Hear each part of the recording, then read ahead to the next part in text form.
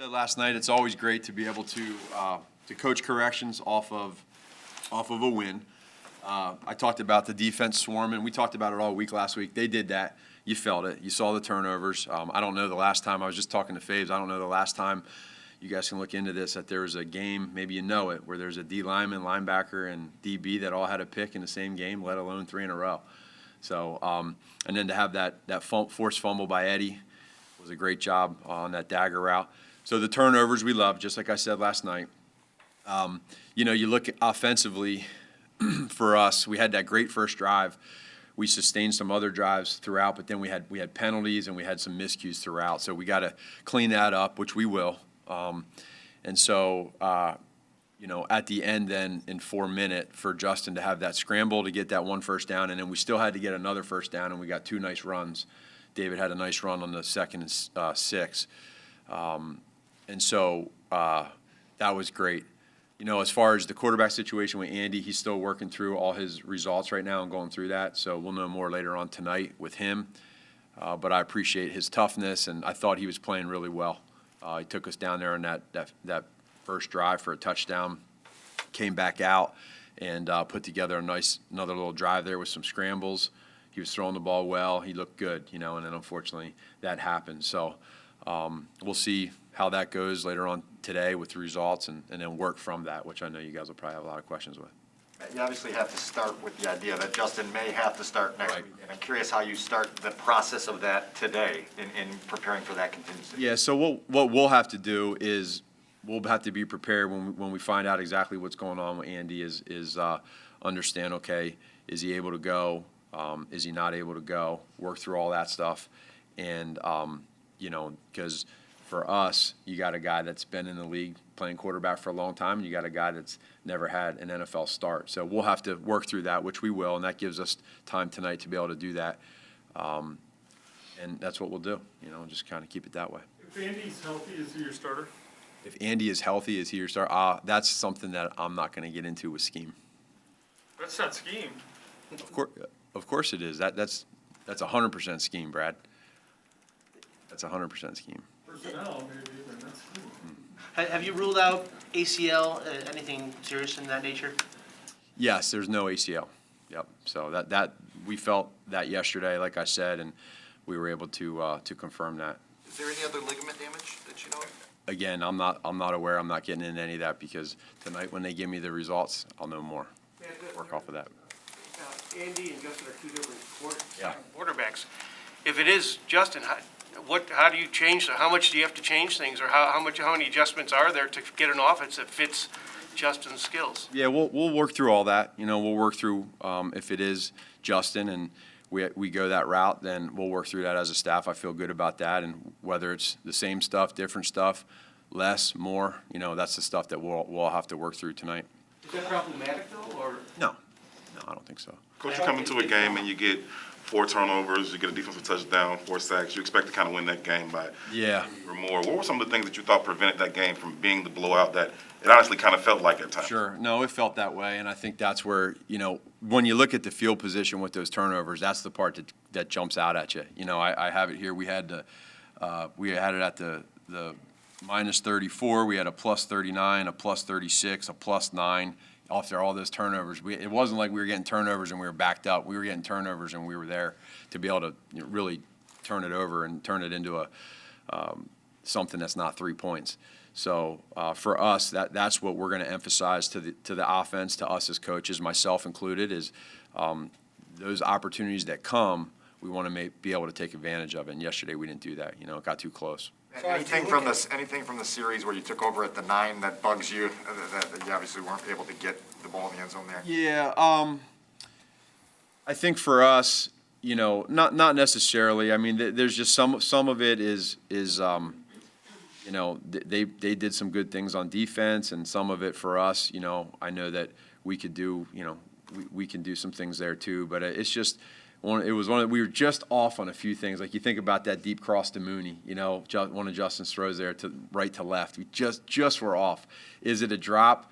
I don't know. It's hard to say. It was a little, it was a tough catch, but I've seen him make those catches. So it was one of those days where we just were a little bit off.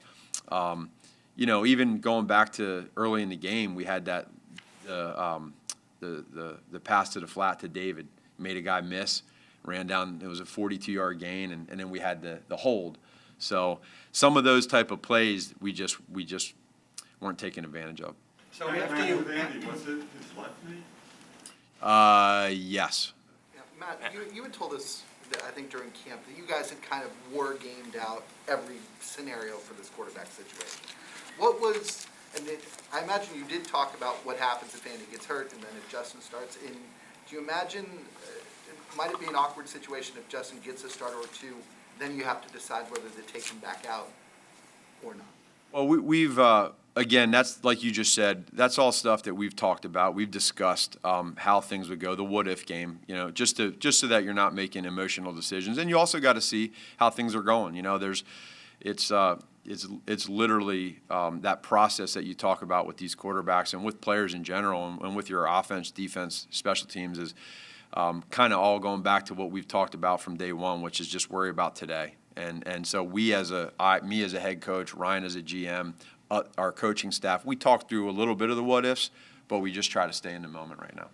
How different was your call sheet for Justin yesterday in the second half compared to what it would be with a full week of game plan, knowing he's a starter? Sure, yeah. You know what, Kevin? It was when you have that. I think what happens is, as a play caller, is you try to go to some of the stuff that that he knows where the bones are buried, in the play, and so you want to be able to help him out that way. But at the same point in time, it's your job as a backup to make sure that you know the entire call sheet inside out, which he did and he does. And I know Coach Flip has done a phenomenal job at working with him and getting him prepared. And so there was really the whole call sheet was open, but there's just a feel to where it's going and how it's going with the shifts and motions. Kind of going off that, the Yeah. play before his third down scramble, he was blitzed on black guy to his right. I'm just curious, just in terms of his development, getting the ball out to Cole there quickly. The play looks similar to the play against the Bills in the preseason where he got hit up pretty hard. What would you think of that? Yeah, no, I mean that happens, as you all know. There's times where defensive coordinators will scheme up some different looks and they'll do some blitzes here or there and know that there's some things that he hasn't seen and so whether it's the communication process or knowing where your hots are at, it's just there's a lot of these plays that sometimes where they're not blitzing, where the progression for him takes him to a certain spot, and these are all learning moments for him. So I don't, in particular, nothing jumps out to me per se on that play.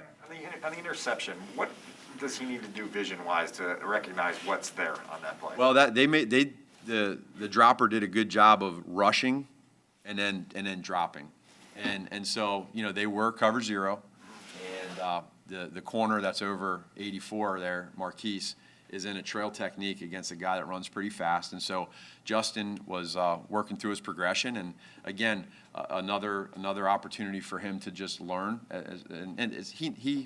He right away, right after the ball came out, he knew it, he felt it. But they did a good job on defense. The kid made a good play popping back and making the interception. But these are different looks that he's going to get, and we just want to prepare him as much as possible to understand kind of how that stuff goes, There are going to be obviously youthful mistakes that are inevitable going forward. How do you sort of recalibrate your patience level and knowing you're going to have to simplify some things and be more patient than you probably want to be? Yeah, I think, Dan, we have to make that very normal for us to understand that if indeed he is the starter and the guy, there's going to be some of that. But then how do we help him with that? And so when the ball is snapped, we got to do everything we possibly can to help him really understand the play inside out. And that comes through with what we've done in OTAs and in training camp so that he can play fast. And the last thing we want is him playing slow and then having to have to react to the defense.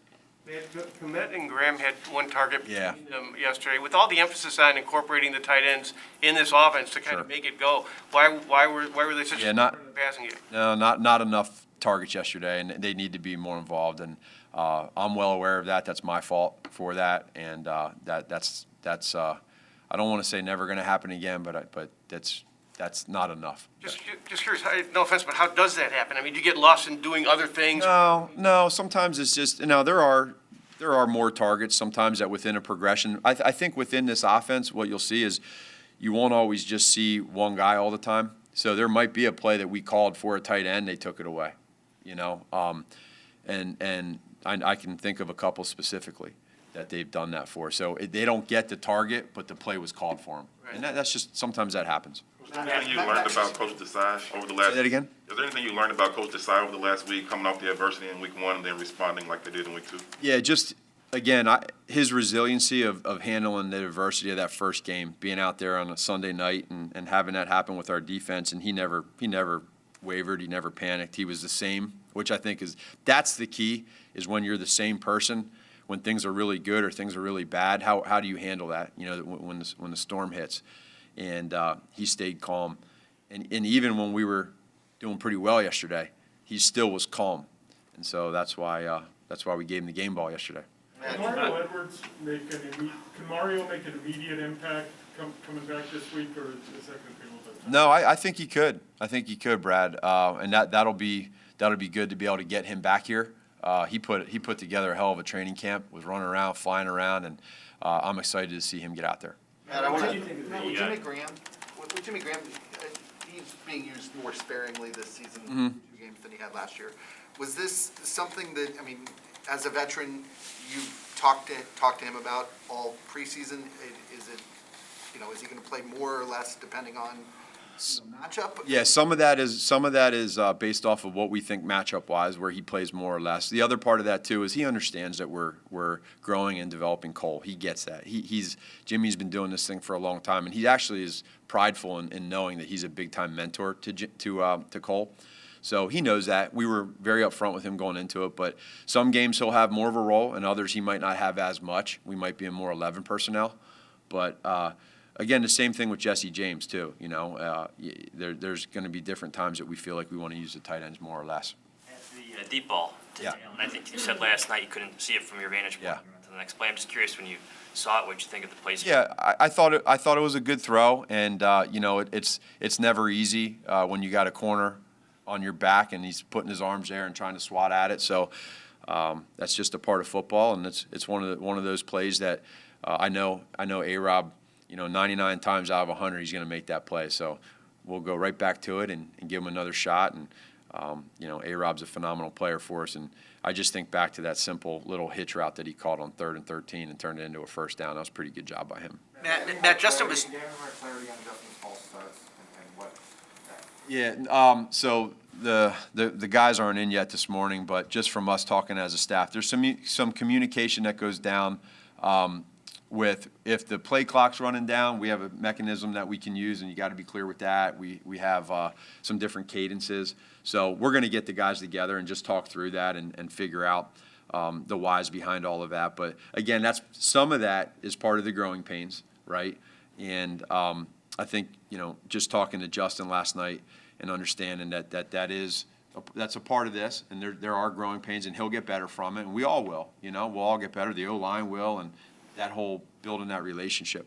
Matt, Justin was hard on himself yesterday when talking with us about his performance. Did you get the sense that he was kind of disappointed with his play? And as an extension of that, kind of what did you learn about him, the way he adjusts and absorbs what he does in a game? I would just say this. I would say that, you know, again, I talked to Justin last night too, and we had a great conversation. And, you know, in that moment that you get put in the game, and it's different. It's different than starting that first play of the game and being thrown in there. But at the same point in time, I know what Justin expects from himself, and that's probably why he felt that way with y'all when he was talking after the game. But really, big picture, you know, for him, there are some things that he can learn from, but he also did a lot of great things too.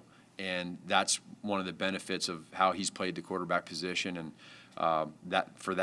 again, just watching the tape, things to learn from, things to grow from. But I think that's completely natural, you know, with a quarterback for the first time in the NFL. I want to ask your opinion on the taunting rule. Yeah. I'm not asking specifically about the instances that your team has had. Yeah. But philosophically, in your opinion, do you think that is reasonable and realistic, given the nature of football, to then put those restrictions on what could happen after the play when you have so much emotion tied into these? I do, and I understand, you know, what the league is trying to do, and I get it. I think that these guys are competitive and they're emotional, and there's a lot of stuff that goes on and that sort of thing. But I think we're also teaching everybody to, hey, let's move on to the next play and let's stay away from that. So that's the rules, and when that is the rules, I listen to them, and then I believe in them. And so what I'm trying to do and continue to emphasize all the time is, like, they're emphasizing it right now with the officials. So what we got to do is, if you think it's gray at all, you can't do it, because that can be critical. And so I understand why the league's doing it, and I support it, and I'm going to do everything I can to emphasize it with our team to minimize that. The This Bengals. is specific to one of the plays. This is a specific question to the Gibson play. Yeah. It looked like after you were upset with the official, not upset with Gibson. Yeah, so here, what that was I was trying to find out what happened in the deal. I wanted to know who did it and what they did. That's why I was. He told you that Gibson clapped. He was trying to get it called down as to what was going on, and meanwhile the foul already happened, and they were moving the chains on me, and I had no idea what happened. So I was trying to get that clarification from that ref, which he did then. The Bengals got called for a taunting penalty afterward, and it Yeah. seemed like Andy may have got his word in there and said, did he come over and say, yeah, That I don't know. I mean, so you were pleased that they got called for the same thing, right? I like all penalties against the other team. You've talked a lot since you've been here about swagger. Yeah. That fun out there. Yeah. Is it restrictive at all? Yeah, there's that, Adam, there's that fine line, there's that balance of these guys, because I still felt like where I felt it was on, like, you almost you have to do it, it has to be on your own sideline. You can't do it to the other team. And you're seeing it throughout the league right now, is there's an emphasis on it, and you got to be careful. And so, yeah, you can still have the swag, but if you're going to do it, and you're going to have fun, you're going to clap to your teammate, you can't do anything to the other side. And I think the only way to make sure that happens is just keep talking about more and more with your guys, because they will call it. Matt, you mentioned after the game last night, the playbook was somewhat limited because Justin had been the backup quarterback all week in practice. At the risk of an obvious question, how would you characterize the difference that he gets to be a first-team quarterback all week in practice, in terms of what you can use and what you can fine-tune? Yeah, I don't think, Pat, that what happens with that is I don't think it minimizes too much if he's the starter. We just got to make sure that whatever we put in there, that he knows inside out and he can play fast. So if there's more plays that he knows or likes, we'll get that in there, and he'll go out there and play quarterback the way it's supposed to be played. But we do have to be a little bit careful, and I think probably the biggest thing for us is just making sure that he really understands and knows the plays, if that's the case. How do you think the offensive line plays specifically? Yeah. Yeah, I thought that they played pretty well. When you go back and watch the tape, we had the one sack where he got edged a little bit, and we didn't go through the tape yet with the players, but that was one there where I think maybe it's a good learning one for Justin to be able to push up in the pocket. He was at about 11 yards depth, so if Justin gets back to his drop, can push up, those tackles are going to let them edge him a little bit. The other one, he ended up getting edged a little bit as well. But Jason, I thought, played really well. I thought the O-line in general, there was one or two things here or there, but when you watch it, the pass pro, the play actions, in the run game, there was a couple plays that I think the guys went back. But overall, when you watch the tape, I was pleased. How impressive was it that you have a 39-year-old left tackle? Yeah. You were here for training camp, got hurt in the first game, and then he was able to go the entire game for you. I think that speaks to who he is. He's tough. He's tough, and that says a lot right there, without saying a lot verbally. His actions are speaking to those players. Like he showed up and he played that entire game, and he fought through a lot of things there. So I appreciate that from him. I know everybody else does, and he's a leader on that offense. To that point, did he hurt his hand on that play on the fumble? I think he did. Yeah. He walked off the sideline, and I looked at him, and his finger was a little bit. He was pointing to his finger. I don't know what he did, but he's probably fine.